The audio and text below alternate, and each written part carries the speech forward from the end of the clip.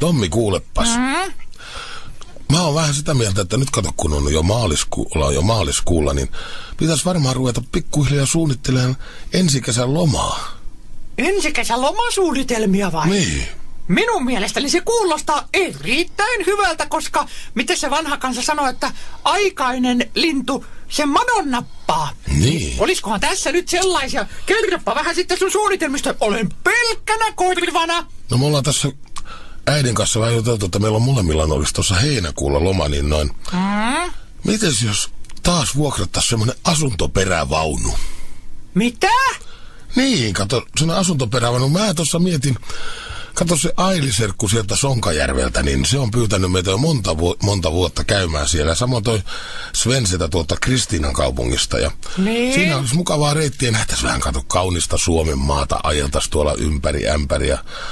Ja sitten käytäisiin vähän tuolla karavaanarileiritä alueella ja tavattaisiin uusia perheitä, kivoja uusia ihmisiä. Sä saisit uusia kivoja kavereita. Niin. Olisi tosi nasta, kato siellä aurinko paistaa ja suloinen Suomi avautuu ympärillämme metsineen ja jokineen ja järvineen. Ja me öittiset vapaudessa kiidämme sen halki ja nautimme kesästä ja maisemista. Ja ai siellä vuoripudot helisee ja ai kun olisi hienoa. Ja sitten meillä olisi vapaus mennä ihan minne me halutaan auringonlaskua kohden dieselin nakuttaessa. Oletko sä nyt ihan tosissaan sen asuntoperävaunun kanssa? No kyllä mä ajattelin, että meillä oli niin mukavaa viime vuonnakin, kun mentiin sen kanssa ja oli sellainen... Niin, kenellä mahtoi ollakaan mukavaa, jos se on, me karavaanarit, me ollaan nyt sellaista omaa rotuamme. Niin me ollaan villejä ja vapaita ja nautitaan luonnosta ja meillä on niin kivaa kuule tuolla keskenämme sitten siellä leiritaululla, kun puhutaan noista meidän asuntoperävaunuista ja...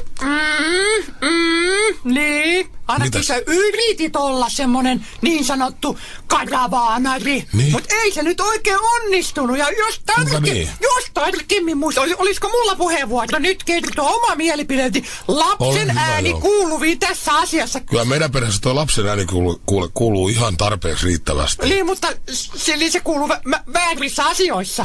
Usein ja paljon. Niin, mutta nyt olisi lapsen ääni kuuluvilla oikeassa asiassa. Eli niin sanotussa mielipiteessä. Saanko kertoa oman mielipiteen? Olepa hyvä. Kiitoksia, isi. Sano, ole hyvä, Tommi. Ole hyvä, poikani Tommi.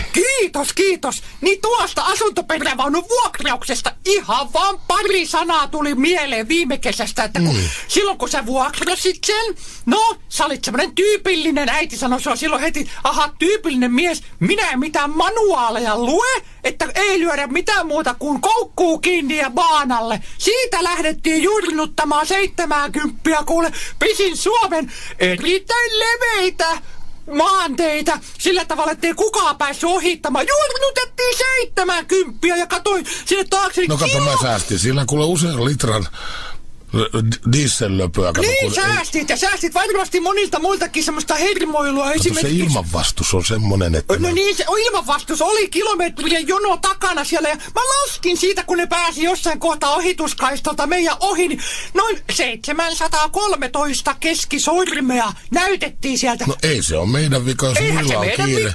Mehän ollaan lomalla ja mehän ei tarvitse kiirettä pitää ollenkaan. Niin, ja sehän se pointti oli, mitä justi äiti sanoi, että nyt vaan ajatellaan omaa napaa, niin kuin isä, eikä oteta muita huomioon ollenkaan, eikä yhtään. Kyllä, meillä siellä on oma oikeutemme olla siellä tiellä. Niin, mutta kuuntele nyt loppuun saakka, sä keskeytät koko ajan, ja mulla aina opetat, niin kuin, ettei vanhempia saa keskeyttää, ja nyt sä keskeytät mut koko ajan, mä en sit sano yhtään mitään. No, kerro nyt. Niin sitten ei yhtään ilosta ilmettä näkynyt niistä, jotka ohitti meidän tästä keskisormia vilauttelu. Ja sitten kun mentiin niihin Kainavaania alueelle, jos sä tulet muistamaan, niin sitten kun et tullut ennakkoon varannut semmosia, et ottanut selvää, että millä tavalla toimitaan, kun on karavaanari. Eli ilmoitetaan ennakkoon sinne karavaanipaikalle, että oltaisiko tulossa, saataisiko semmonen ja semmonen paikka, niin me mennään sitten sinne kesken kuuminta ja kaikkein kiivainta loma-aikaa, milloin kaikki karavaanari-alueet oli ihan tupaten täynnä, niin sitten jouduttiin suoraan sinne vaunulle, saatiin semmonen viimeinen paikka sieltä suon laidasta ja hyttysi oli varmaan 86 miljoonaa. Ja sitten kun sun piti leikkiä semmoista, että sä oot niinku semmonen karavaanari ammattilainen, kun ajelit se ikkuna auki ja moikkailit kaikille sillä Keravan karavaanarit lippalakki päässä. Mä saisin sitä edellisestä paikalta, oli saanut niitä kivoita kerholaisilta. Niin olitkin, ja se istui sun päähän tosi hyviä. Sitten valehtelit terveisiä Haaparannassa. Käytiin vähän Ruotsin puolella tutustumassa siellä karavaanarimeininkin. Hait jotain niinku semmoista hyväksyntää niiden muiden avussa. Sitten kun ajettiin sinne ihan perukoille, ja sitten kun piti pakittaa. Kun teikäläinen ei ollut harjoitellut ollenkaan sen asuntoperävaunun pakittamista, niin se meni... lähti käsistä kyllä. Niin, se meni pikkasen linkkuun ja sitten piti hakea siitä naapurivaunulta äijät oikein. Oliko siellä vastaassa 4 tai 7 ukkoa olla sitten kampeamassa sitä sieltä, kun se oli melkein puoliksi siellä suossakin. Ja sitten kun se oli ihan linkussa, ei se liikkunut sitä yhtään mihinkään. Ja sitten kaikkein paras oli mun mielestä anteeksi, että mua naurattaa. Niin. Kun käytiin näissä legendaarisissa taukopaikoilla. Muistatko? Joo. Sinä ajoit sinne ulkona sillä tavalla, että täältä tulee sitten oikein kunnon karavaanari. Ja saman tien kun törppäsit, ei ehditty edes kahvia eikä kissaa sanoa, kun töräytit sen yhden grillin siitä kumoon saman tien ja uhkaava palonalku tuli. Ja ne jo siellä sitten sammutteli, niin sitten äiti sanoikin, että... No oli aika jännää paikkaa jättänyt. No oli se jännää paikkaa jättänyt ja äitikin sanoi, että eiköhän tämä taukopaikka ollut nähty. Ja saman tien lähdettiin jätskit syömättä ja kaikki saman tien. Ja sitten...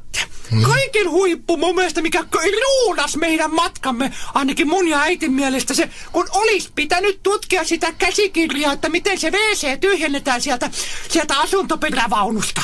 Koska muistat, kun mentiin niistä nousuista ja laskuista edestakaisin, siellä vähän hölsky. Ja äiti kysyi, että mikä se on tämä pistävä lemu, mikä tunkeutuu tänne meidän autoon. Ja sitten mentiin tutkimaan, kun oli vessa vähän vuotanut yli. Eli sattuisi tulemaan kaikki... pieni vahinko. Niin. Äkkihän se äiti siivos. Niin sinun mielestä se oli pieni vahinko, mutta äitin mielestä se oli aivan järjettömän hirvittävää reissua. Se ei puhunut sulle yhtään mitään. Ja sit yksi juttu vielä. Kun teikäläinen kiipesi sinne asuntovaunun katolle, kun piti äkkiä päästä katsomaan kauniita ja rohkeita kesäuusintoja. Niin, ja sitten kun sitä antennia viritettiin ja kas kummaa, antenni meni siitä suoraan poikki ja lösähti siihen katolle ja ei näkynyt kaunareita enää ja äiti oli sulle todella vihainen. No äiti oli vähän mykkäkoulussa pari päivää siellä loppupuolella. Niin, että minun mielestäni olisi ehdottoman tärkeää, jos tänä kesänä myös vuokrattaisiin tämmöinen asuntoperävaunu. Ei kiitos, no thanks, sanon minä.